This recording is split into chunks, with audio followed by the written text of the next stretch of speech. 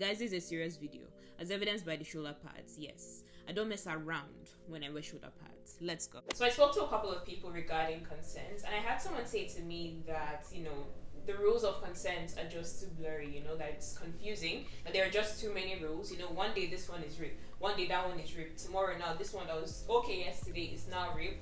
It's too much, right? Now I disagree with that, and to be honest, to me it kind of sounded like how racists might say, oh, everybody's too sensitive nowadays, because people won't let you actively be openly racist on the street or in your office, right? I say maybe 30 years ago you used to be able to scream racist slurs at your co-worker, right? But if you do it now, they'll call HR, and then you're like, oh no, now everybody's too sensitive nowadays.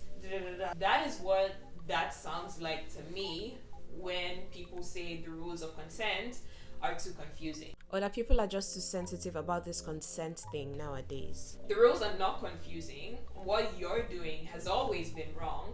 There's just less tolerance for it now, and people are just speaking up about it more and more now and holding you accountable now. Rape is any form of sex that happens without consent. Consent is permission for something to happen. Now, the following things are not consent. They didn't say no, or they said maybe, or we were dating, or they were drunk, or they came to my house so they must have wanted it, or they were reluctant at first but I kept sweet talking and then eventually they agreed, she's my wife, they're not saying anything, they said yes to something else, so I think this should be okay too. They addressed a certain way. You catch my drift. There's really nothing confusing about this. I'm not sure is a no. A maybe is a no. I changed my mind is a no.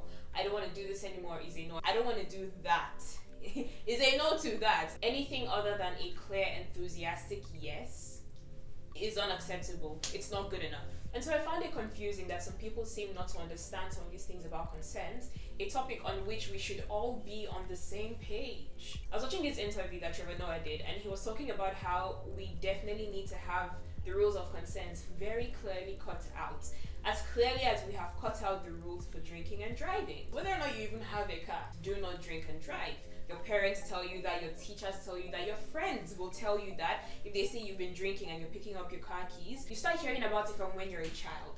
Everybody says it, everybody knows it, because the ramifications of drinking and driving are so severe that everybody has to know clearly what the rules are. There's no gray area when it comes to the rules of drinking and driving, and we all know that. It's very clear. Because the combination of these two things quite actually destroys lives. But rape and sexual assault do the exact same thing. Every single day, sexual assault destroys the lives of millions of people, but we don't talk about it as much. I've told this story before about how I was hanging out with, about 7 or 8 other girls. Everybody was African, but not everybody was Nigerian, and we were talking, and one of my friends said something. She said, how is it that everybody knows somebody who has been sexually assaulted, but nobody knows anyone who has ever assaulted somebody else, or who is doing the assaulting? And we kept talking, but about a minute later I interrupted the conversation. I was like, hold on guys, so I know someone who has been sexually assaulted. Does everybody else also know at least one person who has been sexually assaulted? And every single girl at the table, sexual assault is not some anomaly, it's not some strange thing that happens once in a while. It happens every day. To almost everybody, happens all the freaking time, especially to women. So how can a general society go about making sure that everybody knows and understands the basic rules of consent? The first place we learn from is family. Families need to get ahead of it and teach their kids about consent. Teach them that if a person says no, it's no.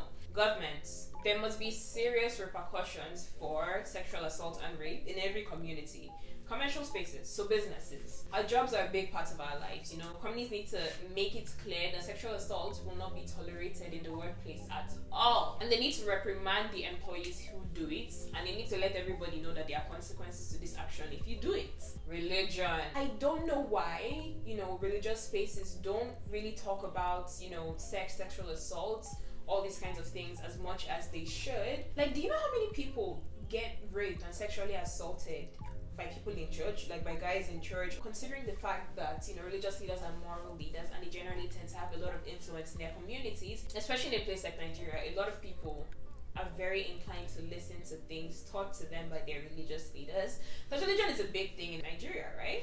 And so I just feel like there's such a big opportunity there to really use the church to teach people and discourage sexual assault in a very concrete and clear way. Not in a general, oh, you go to hellfire if you sexually assault somebody, because church has been telling people to go to hellfire since the beginning of time. People still do bad things, don't want to do it. So media obviously is very important. The way sex and consent are constructed in all sorts of media, movies, shows, TV, arts, are important for our understanding of what is consent, what is not.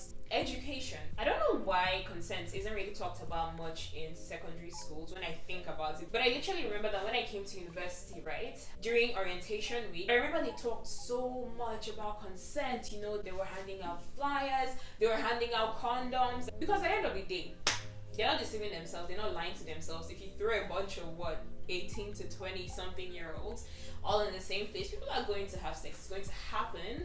So what we need to do is make sure that they have the right information.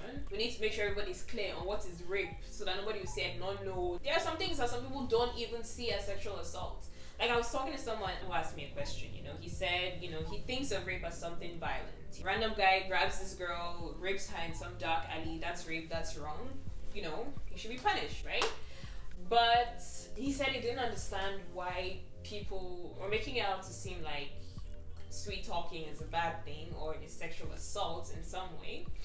And so I was like, okay, well, what do you mean by sweet talking, right? And when he explained, I was like, oh no, yeah, that sounds like coercion to me. And he's like, oh no, Tessie, you're not understanding. Let me explain again, right? And so he'd explain again and again, and every time I'm like, yeah, I'm sorry, that sounds like coercion, that sounds like manipulation, it sounds like pressure, it sounds like a great many things, but that is not sweet talking. What do you mean sweet talking? I'm not mad, I'll tell you no when I really mean yes inside my heart. You don't need to sweet talk me to bring out what I really mean. You can't dress up coercion nicely and call it sweet talking. When it comes to sex, there's no sweet talking. If a person says no, stop. Especially because this whole thing of sweet talking can be such a slippery slope. The fact that we had very different perspectives on this one thing, I found was such a problem, because I feel like there are probably a lot of people who don't see a problem with some of the things they've been doing that are crossing so many lines of consent. And I think when we try to detach, sweet talking or pressuring a person into sex from sexual assault, it's a problem, Like, I'm not that violent person in the streets raping a girl who's screaming and shouting no. She knows me, or she's my girlfriend. And we draw these lines and we call it sweet talking instead of coercion, to make ourselves feel better and to detach, remove ourselves as much as possible from sexual assault, while still not being on the consent end of this spectrum. Yeah, that doesn't work. Sweet talking is coercion. And if this isn't making sense, let me help you make that connection, right? So when it comes to murder, we all have a very clear understanding of what murder is and isn't. A person violently stabs somebody else in the street, murder, we all agree, right? But then somebody else, poisons the person's drink, gives it to them and they drink it, and then they die. That's also murder. That wasn't violent, that wasn't them screaming, that was silent, it was quiet, but it was murder still. The same sentiment applies when we're talking about sexual assault. It's not always loud and violent and in the street, right? A lot of times it's with people that somebody knows, people they trust. But just because a person decides to manipulate or emotionally pressure you into sex, or because you've known them for a certain length of time, or because they don't have you kicking and screaming in the streets, doesn't mean that there's no sexual assault going on there. So you can't say that because you've never violently raped somebody in the streets, but almost everybody you have sex with, when they say no, you don't stop, you keep going. Don't separate yourself from the rapists. Don't separate yourself from the sexual assaulters. And I'm saying all this because when people have to start falling back on technicalities, they know they're in the wrong, Like, if you have to give all these reasons and explanations why, what happened wasn't rape, or wasn't assault, or wasn't coercion, or wasn't inappropriate, like, it wasn't 100% consent, but, it was in a gray area. So technically, maybe she said yes at first, but she kind of changed her mind at the end, but we're already naked and it's unfair, like my engine was already running. If you have to do all those ones, if you have to start picking at all these technicalities, and giving all these reasons and explanations for why what happened wasn't rape or wasn't assault or wasn't inappropriate, because technically this happened or that happened, you're in the wrong. There's no yellow light when it comes to consent. This is a red or green light situation. Many guys have sexually assaulted somebody without ever really knowing it. And I think that when you bring up this conversation and you're talking about some things they have done in the past that they thought were completely fine, the natural thing to do is to go into defense mode when you feel you're being attacked. I'm not here to attack anybody. And yes, many women are also perpetrators of sexual assault as well. And many women have also sexually assaulted people without ever really knowing it, or without ever even thinking that it's sexual assault because it's a man that you're doing it to, which is so messed up in so many ways, and it's a video for another day. But my point is this: some people genuinely just have a misunderstanding of this topic, and when you're an adult, your age is big, please go and educate yourself. But there are some people who fully understand the rules of consent. They just don't care. They just take what they want when they want it, in which case thunder will fire you. Don't assume that because a girl comes to your house, she wants your peninsula. Ask! The point of me making this video is to open up the floor for you to then go and speak with, the people in your community. Talk with your friends, your family, your children, your brothers, your sisters about consent, and educate each other, and really make sure that the people around you really understand this. Really look at how you've been operating when it comes to this, because there is a serious problem when it comes to consent. Like, I don't think I know any girl who has not been in a position where she felt consent was violated, where she felt she said no, she was hesitant or something or another, but the guy just brushed it off or kept pushing. Anything less than enthusiastic consent all the way through when it comes to any sexual act is not good enough. Not even close. Feel free to share your thoughts in the comments.